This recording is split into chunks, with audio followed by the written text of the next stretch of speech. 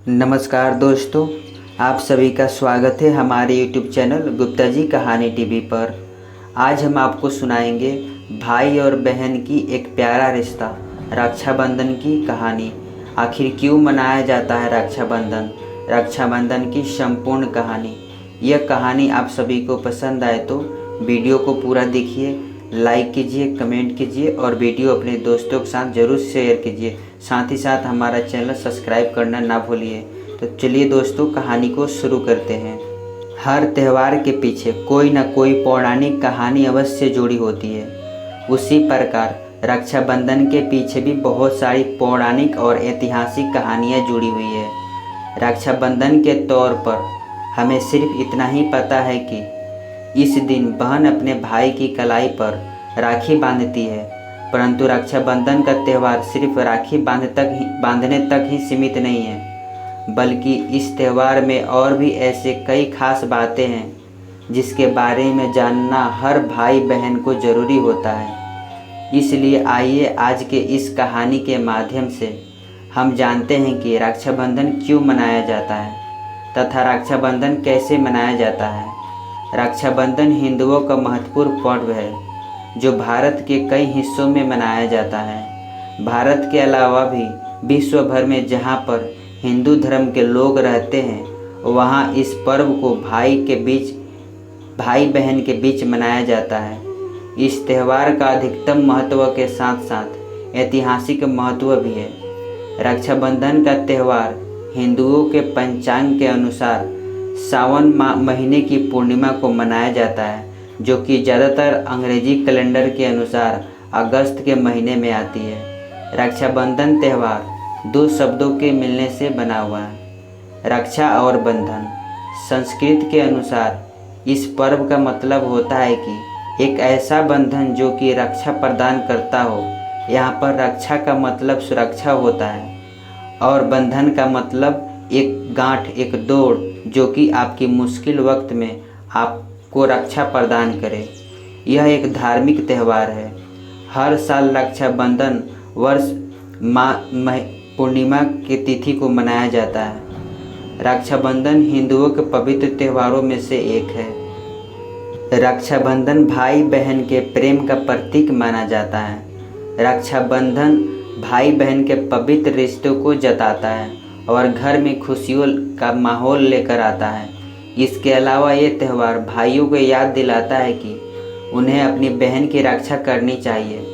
रक्षाबंधन इसलिए मनाया जाता है क्योंकि एक भाई का अपने बहन के प्रति कर्तव्य को जाहिर करता है।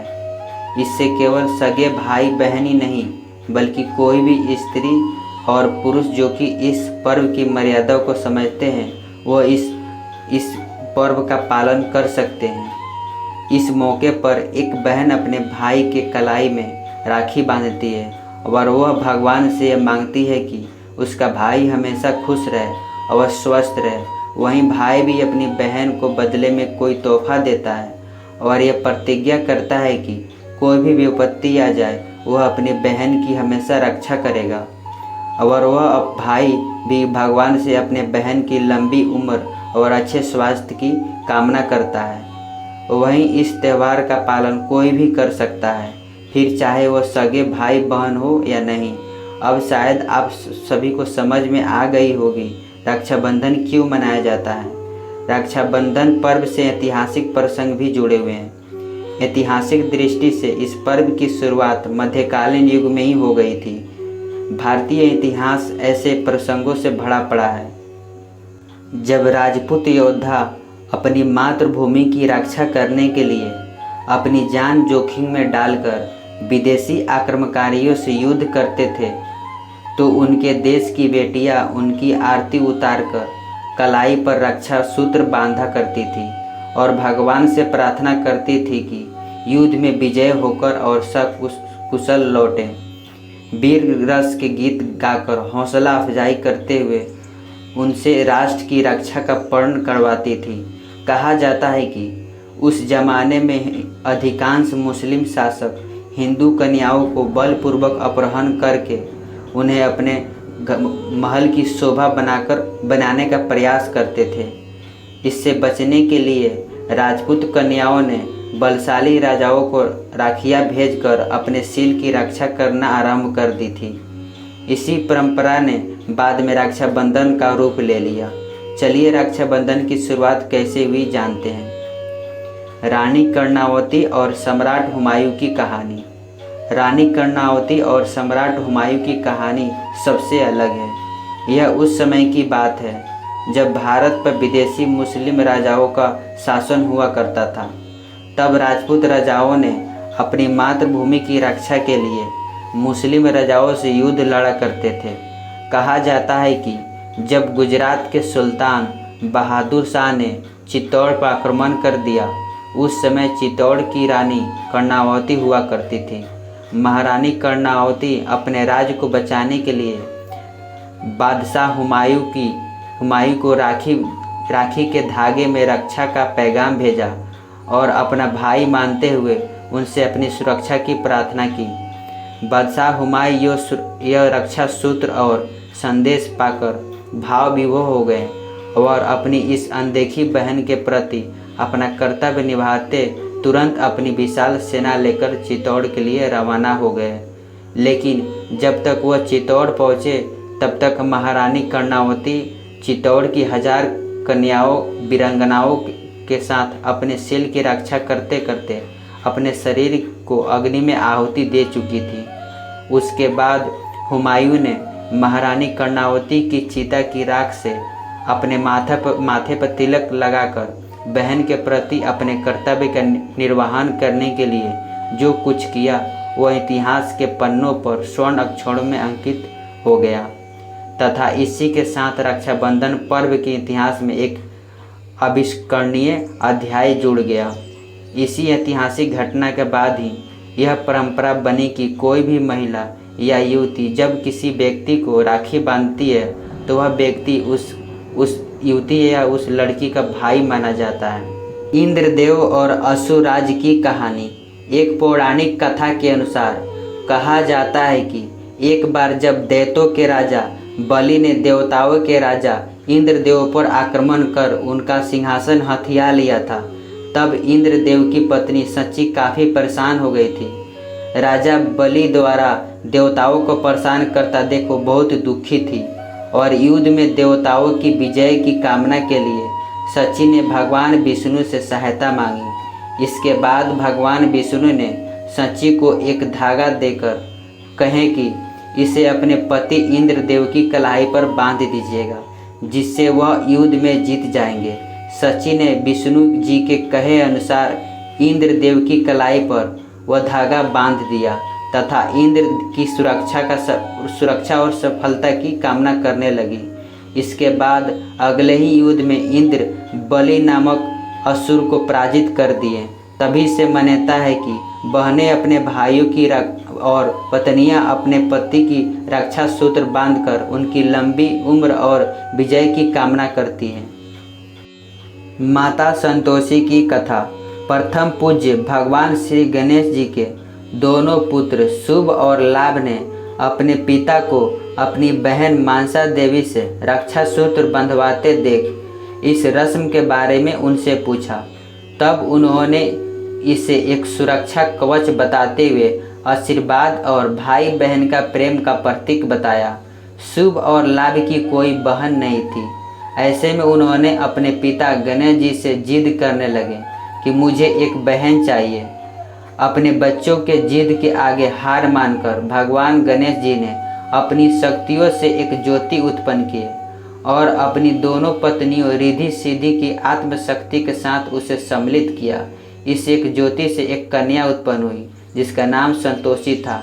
इस तरह दोनों भाइयों की रक्षाबंधन के मौके पर एक बहन मिल गई। लक्ष्मी और असुराज बलि की कथा। पौराणिक कथा के अनुसार एक बार भगवान विष्णु ने वामन अवतार लिया और इस दौरान भगवान विष्णु ने वामन अवतार में असुरों के राजा बलि से 3 पग भूमि दान में मांग ली। इसके लिए राजा बलि ने मान गया। वामन ने पहले ही पग में धरती नाप ली तो राजा बलि को समझ में आ गया कि स्वयं भगवान विष्णु हैं। राजा बलि ने भगवान को प्रणाम किया राजा बलि ने इसके बाद बामन के सामने अगला पग रखने के लिए अपना शीश प्रस्तुत किया। इससे भगवान बहुत ही प्रसन्न हुए। भगवान ने राजा बलि से वरदान मांगने को कहा। अश्वराज बलि ने वरदान में भगवान को अपने द्वार पर ही खड़े रहने का वरदान मांग लिया। इससे भगवान अपने ही वरदान में फंस गए और भगवान विष्णु उनके साथ पाताल लोक चले गए। ऐसे में माता लक्ष्मी जी बैकुंठ में अकेली पड़ गई थी और भगवान विष्णु को दोबारा बैकुंठ लाने के लिए वह नारद जी के सलाह पर राजा बलि के यहाँ एक गरीब महिला के रूप धर के रहने लगी। जब वह एक दिन फूट फूट के रोने लगी तब राजा बलि ने उनसे पूछा कि इनके रोने का क्या कारण है, तो उन्होंने बताया कि उनका कोई भाई नहीं है। ऐसे में राजा बलि ने उनका भाई बनकर उनकी इच्छा पूरी की और माता लक्ष्मी ने राजा बलि की कलाई पर रक्षा सूत्र बांधा। इसके बाद राजा बलि ने उनसे इस अवसर पर कुछ मांगने को कहा। इस पर माता लक्ष्मी ने विष्णु जी को अपने वर के रूप में मांग लिया और मांगे गए वर के अनुसार राजा बलि ने विष्णु जी को लक्ष्मी को सौंपना पड़ा और इस तरह से रक्षाबंधन पर मांगने और उसके बदले उपहार देने की परंपरा भी चली आ रही है। यम और यमुना की कथा। एक अन्य पौराणिक कहानी के अनुसार मृत्यु के देवता यम जब अपनी बहन यमुना जी से 12 वर्ष तक मिलने नहीं आए तो यमुना अपनी भाई के ना आने से बहुत दुखी थी और अपनी माँ गंगा से इस बारे में बात की। माँ गंगा ने यह सूचना यम तक पहुँचाई कि यमुना उनकी प्रतीक्षा कर रही है, उनकी याद कर रही है। इस पर यम यमुना से मिलने आए। यम को देखकर यमुना बहुत ही खुशी हुई और उनके लिए विभिन्न तरह के भोजन बनाई। यम को इससे बेहद खुशी हुई और उन्होंने यमुना जी से पूछा कि तुम्हें क्या चाहिए, जिस पर यमुना जी ने कहा कि मुझे आपसे बार बार मिलना है। यह अपनी बहन से प्रेम। भगवान श्री कृष्ण और द्रौपदी की कथा। कहा जाता है कि महाभारत से पहले इंद्रप्रस्थ में पांडव पुत्र राजस्वी यज्ञ करा रहे थे। शिशुपाल यज्ञ को भंग करने के लिए अतिथि की मर्यादा भूल गया और अपराध पर अपराध किए जा रहा था। शिशुपाल के पास एक माला थी और माले में 100 मोती लगे थे और शिशुपाल को वरदान था कि जब तक वह 100 पाप ना कर ले उसे कोई नहीं मार सकता था। भगवान श्री कृष्ण के बुआ के पुत्र शिशुपाल के 100 अपराध पूरे होने के बाद जब श्री कृष्ण भगवान ने शिशुपाल का वध करने के लिए सुदर्शन चक्र चलाया, तब शिशुपाल का वध करके जब सुदर्शन चक्र श्री कृष्ण के पास आया तो उस दौरान श्री कृष्ण की दर्जनी उंगली में चोट लगने के कारण उनके उंगली से खून बहने लगा। तब द्रौपदी ने अपनी साड़ी की पल्लू का एक टुकड़ा फाड़कर भगवान श्री कृष्ण के हाथ पर बांध दिया था, जिससे श्री कृष्ण द्रौपदी से बहुत ही प्रसन्न हुए। उस समय श्री कृष्ण ने द्रौपदी की रक्षा करने का उनको वचन दिया। इसके बाद श्री कृष्ण भगवान ने अपने इसी वचन के तहत राजा धृतराष्ट्र के दरबार में दुर्योधन द्वारा द्रौपदी के चीरहरण के समय उसके सम्मान की रक्षा किए थे, द्रौपदी के चीरहरण से बचाए थे। मान्यता है कि तब से ही यह त्यौहार।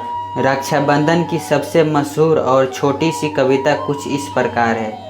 फूलों का तारों का सबका कहना है, 1000 में मेरी बहना। आशा करता हूँ रक्षाबंधन की यह कहानी आप सभी को बहुत ही पसंद आई होगी। इस कहानी पर आपकी क्या राय है हमें कमेंट करके ज़रूर बताइए। वीडियो को लाइक कीजिए, कमेंट कीजिए और अपने दोस्तों के साथ ज़रूर शेयर कीजिए। साथ ही साथ हमारा चैनल सब्सक्राइब करना ना भूलिए ताकि हमारी हर एक वीडियो आप तक जल्द से जल्द पहुंच सके।